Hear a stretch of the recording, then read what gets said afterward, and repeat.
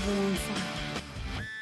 Renukaswamy murder ಕೇಸ್ಗೆ ಸಂಬಂಧಪಟ್ಟಂತೆ ಮುಂದಿನ ಕಥೆ ಏನು? ದರ್ಶನ್ಗೆ ಬೇಲ್ ಸಿಗುತ್ತಾ ಸಿಗಲ್ವಾ? ಫಾಸ್ಟ್ ಟ್ರ್ಯಾಕ್ ಕೋರ್ಟ್ಗಳ ರಚನೆಯಿಂದಾಗಿ ಏನಾದರೂ ಒಂದಷ್ಟು ಶೀಘ್ರಗತಿಯಲ್ಲಿ ವಿಚಾರಣೆ ಎಲ್ಲ ಮುಗಿದು ಬೇಗ ಇತ್ಯರ್ಥ ಆಗಬಹುದಾ ಅಂತ ಒಂದು ಪ್ರಶ್ನೆ ಇಲ್ಲಿತ್ತು. ಇದೀಗ ನಾನು ದಿಲೀಪ್ ಅವ್ರನ್ನ ಮಾತನಾಡಿಸ್ತೇನೆ. ದಿಲೀಪ್ ಅವರಿಗೆ ಪ್ರಶ್ನೆ ಏನು ಅಂತ ಹೇಳಿದ್ರೆ, ಅಮೃತೇಶ್ ಅವ್ರು ಹೇಳ್ತಾ ಇದ್ರು, ಈಗ ಯಾರು ಹೊಡೆದು ಏನಾಯಿತು, ಯಾರು ಕಾಲಿಗೆ ಒದ್ರು, ಯಾರು ತಲೆಗೆ ಒದ್ರು, ಯಾರು ಚುಚ್ಚಿದ್ರು, ಯಾರು ಹೊಟ್ಟೆಗೆ ಹೊಡೆದ್ಬಿಟ್ರು, ಇದು ಒಂದು ಭಾಗ.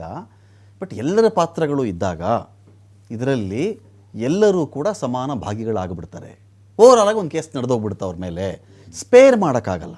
ನಾನು ಹೊಡಿಲಿಲ್ಲ, ನಾನು ಸುಮ್ಮನೆ ಅಲ್ಲಿ ಕೂತಿದ್ದೆ, ನಿಂತಿದ್ದೆ, ಬರೀ ಕಾಲಿಡ್ಕೊಂಡಿದ್ದೆ ಅಷ್ಟೇ, ಅವ್ನು ತೊಗೊಂಡು ತಲೆ ತಾಡಿಸ್ಬಿಟ್ಟ, ಇನ್ಯಾರು ತೊಗೊಂಡೋಗಿ ಒಂದು ಟೆಂಪೋಗೆ ತಲೆ ಗುದ್ದಿಸ್ಬಿಟ್ಟ. ಒಬ್ಬೊಬ್ರದ್ದು ಒಂದು ವರ್ಷ ಇದ್ದೇ ಇರುತ್ತೆ ಅಲ್ಲಿ. ಸೋತವರೆಲ್ಲ ಕಡೆಗೆ ಹೇಳೋದು ಒಂದೇ, ನಮ್ಮ ಕಡೆ ಲಾಯರು ಇನ್ನೂ ಸ್ಟ್ರಾಂಗಾಗಿ ವಾದ ಮಾಡಬೇಕಾಗಿತ್ತು ಅಂತ. ಮೋಸ್ಟ್ ಆಫ್ ದಿ ಕೇಸಸ್ಸು ಸೋತ್ಬಿಟ್ಟಿರ್ತಲ್ಲ ಕೇಸು, ಲಾಯರ್ ಇನ್ನು ಸ್ವಲ್ಪ ಸ್ಟ್ರಾಂಗಾಗಿ ವಾದ ಮಾಡಿದ್ರೆ ಗೆದ್ದು ಬಿಡ್ತಾ ಇದ್ದೆ, ಮಾಡಲಿಲ್ಲ ಅಂತ ಹೇಳ್ತಾರೆ. ಇದು ಅದೊಂದು ಕಡೆ ಇರಲಿ. ಇಲ್ಲಿ ನೀವು ಸ್ಪೇರ್ ಮಾಡೋದು ಹೇಗೆ? ಇಲ್ಲಿ ಸಮಾನ ಉದ್ದೇಶ ಅಂತ ಹೇಳ್ಬಿಟ್ಟು ಹೇಳ್ತೀವಿ. ಓಕೆ, ಸಮಾನ ಉದ್ದೇಶನ ಸುಮ್ಮನೆ ಹೇಳಿದ್ರಲ್ಲ, ಅದನ್ನು ಪ್ರೂವ್ ಮಾಡಬೇಕು, ಎಸ್ಟಾಬ್ಲಿಷ್ ಮಾಡಬೇಕು. ಓಕೆ, ಹೌದು, ನಿರೂಪಿಸ್ಬೇಕು. ಹಾಂ. ಉದ್ದೇಶ ಯಾವಾಗ ಬರುತ್ತೆ, ಸಮಾನ ಉದ್ದೇಶ ಯಾವ ಬರುತ್ತೆ? ಯಾವುದೋ ಒಂದು ರೌಡಿ ಗ್ಯಾಂಗು ಇನ್ನೊಂದು ರೌಡಿ ಗ್ಯಾಂಗ್ ಮೇಲೆ ಹಲ್ಲೆ ಮಾಡ್ತೀವಿ. ಓಕೆ, ಮಾರಕಾಸ್ತ್ರಗಳೆಲ್ಲ ತಗೊಂಡೋಗಿದ್ದಾರೆ.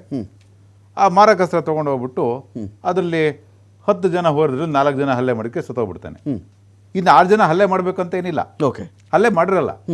ಆದರೆ ಅವ್ರ ಉದ್ದೇಶ ಹೋದಾಗಲೇ ಪಕ್ಕ ಆಗಿದೆ, ನಿರ್ಧಾರ ಮಾಡ್ಕೊಂಡು ಹೋಗಿದ್ದಾರೆ. ಇರ್ಬೋದು ಅವನಿಗೆ. ಹೌದು.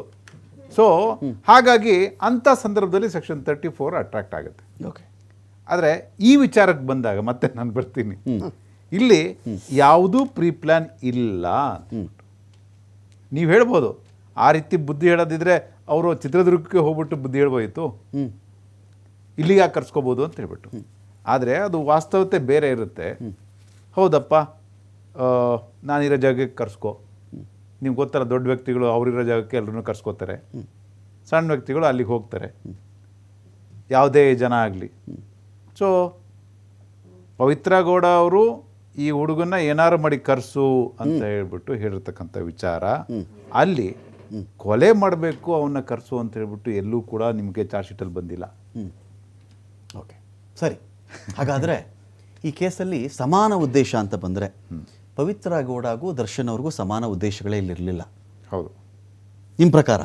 ಹೌದು, ಸಮಾನ ಉದ್ದೇಶ ಚಾರ್ಜ್ ಶೀಟಲ್ಲಿ ನೋಡಿ, ಪಾಠ ಕಲಿಸಿ ನಿಮಗೆ ಚಾರ್ಜ್ ಶೀಟಲ್ಲಿ ನೋಡಿ. ಓಕೆ, ಪಾಠ ಕಲಿಸ್ಬೇಕು ಅಂತಂದ್ರೆ ಏನು? ಪಾಠ ಕಲಿಸ್ಬೇಕಂದ್ರೆ ಏನು, ಕೊಲೆ ಮಾಡಬೇಕು ಅಂತ ಅರ್ಥನ? ಓಕೆ, ಅವನಿಗೆ ಬಂದ್ಬಿಟ್ಟು ಇಲ್ಲಿ ಕೂರಿಸ್ಬಿಟ್ಟು ಈ ಥರ ಇನ್ಯಾರಿಗೂ ಮಾಡಬೇಡ ಅಂತ ಹೇಳ್ಬಿಟ್ಟು ಹೇಳಿ ಓಕೆ, ಹೆದರ್ಸ್ಬಿಟ್ಟು ಕಳಿಸೋ ಅಂತ ಉದ್ದೇಶ. ನೀನೇನಾರ ಇದೇ ಥರ ಮಾಡಿದರೆ ಓಕೆ, ಈ ಥರ ತೊಂದರೆ ಆಗುತ್ತೆ ಅಂತ ಹೇಳ್ಬಿಟ್ಟು ಕಳಿಸೋ ಉದ್ದೇಶ. ಓಕೆ, ಅಂದರೆ ಮೊದಲಿಂದಲೂ ಪವಿತ್ರ ಗೌಡರಿಗೆ ಮತ್ತು ದರ್ಶನ್ ಅವರಿಗೆ ಈ ವಿಚಾರಕ್ಕೆ ಸಂಬಂಧಪಟ್ಟಂಥ ಮೆಸೇಜ್ಗಳು ಯಾವುದು ರಿಟ್ರೈವ್ ಆಗಿಲ್ಲ. ಓಕೆ, ಅಂದರೆ ಯಾವುದು ಮೆಸೇಜಸ್ ಇಲ್ಲ. ಓಕೆ, ಪವಿತ್ರ ಗೌಡ ದರ್ಶನ್ ಅವ್ರಿಗೆ ಹೇಳೋದಾಗ್ಲಿ, ನಾನು ಈ ರೀತಿ ಒಬ್ಬ ಅಸಭ್ಯವಾಗಿ ಇದು ಮಾಡ್ತೇನೆ, ಅವನಿಗೆ ನಾನು ಕೊಲೆ ಮಾಡಬೇಕು ಅನ್ನೋ ಅಂಶ ಎಲ್ಲೂ ಇಲ್ಲ. ಸೊ ದರ್ಶನ್ ಅವರು ನೀವು ಪ್ಯೂರ್ಲಿ ಇಲ್ಲಿ ಮೊಬೈಲಲ್ಲಿ ಏನಿದೆ ಅದನ್ನ ಮಾತ್ರ ಮಾತಾಡ್ತಾ ಇದ್ದೀರಿ. ಮೊಬೈಲಲ್ಲಿ ಇದ್ರೆ ಮಾತ್ರ ವಿಷಯ ಅಲ್ಲಲ್ಲ, SMS ಅಲ್ಲಿ ಇರಬೇಕು, ಇಲ್ಲ ವಾಟ್ಸಪ್ ಅಲ್ಲಿ ಇರಬೇಕು. ಮೌಖಿಕವಾಗಿ ಏನಾದರೂ ಆರ್ಡರ್ ಮಾಡಿದ್ರೆ ಅದಕ್ಕೆ ವ್ಯಾಲ್ಯೂ ಇಲ್ಲ, ಪ್ರೂವ್ ಮಾಡೋಕ್ಕಾಗಲ್ಲ ನೀವು ಅಂತ. ಅಂದ್ರೆ ಪ್ರಾಸಿಕ್ಯೂಷನ್ ಪರ ಅದಕ್ಕೆ ಎವಿಡೆನ್ಸ್ ಬೇಕಲ್ಲ ಸರ್. ಯಾವುದೇ ಆದ್ರೂ ಸಾಕ್ಷಿ ಕೇಳುತ್ತೆ ಕೋರ್ಟು.